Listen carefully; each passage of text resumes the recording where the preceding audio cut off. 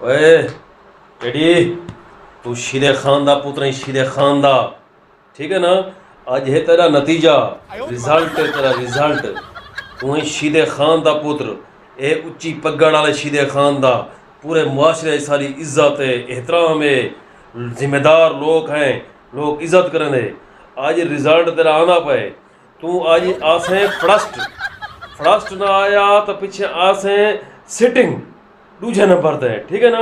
Sitting ना आया तो थ्रुड से थ्रुड फेल थी पिया तो मैं तो को आधा पिया तू मैं को पीऊ न सदी मैं तो को आधा पिया मैं तो को मार गसा तू मैं को पीऊ न सदे से मैं को पीऊ न सदे से मैं तो को आधा पिया। अब्बा हां जेरा उस्ताद है हां और 4 नंबर दी ऐनक पहने। अच्छा अगर ऐनक लहा के मेरा पेपर चेक किया हां मैं फर्स्ट था हाँ सेकंड था या थर्ड था। अच्छा तो ऐनक ला के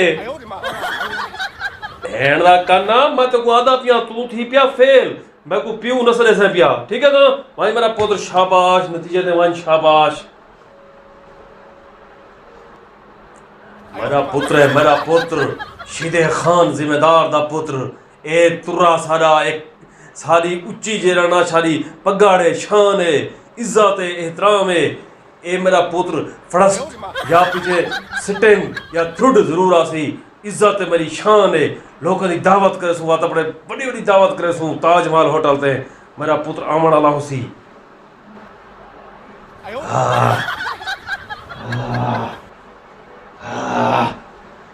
मेरा पुत्र अपने नतीजे तक गया होते मेरा बब्बर शेर टेढ़